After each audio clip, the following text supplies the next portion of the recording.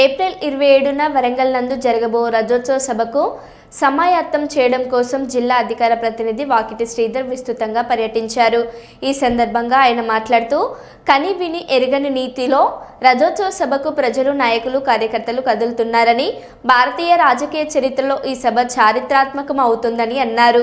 Congress party అన్ని వర్గాల ప్రజల మాయ మాటలతో మభ్యపెట్టి అధికారంలోకి వచ్చి డబ్బులు సంచులు ఢిల్లీకి తరలించడం పనిగా పెట్టుకున్నారని, ప్రజా సంక్షేమం గాలికి వదిలేసి ప్రజలను హరిగోస పెడుతున్నారని, స్థానిక సంస్థల ఎన్నికలలో ప్రజలు కన్ను కాల్చి వాత పెట్టడానికి సిద్ధంగా ఉన్నారని శ్రీధర్ విమర్శించారు.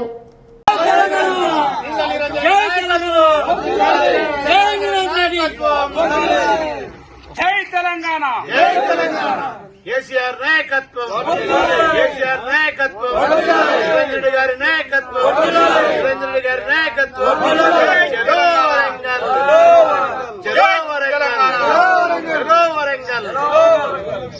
మాటలు కలెక్ట్ చేసుకొని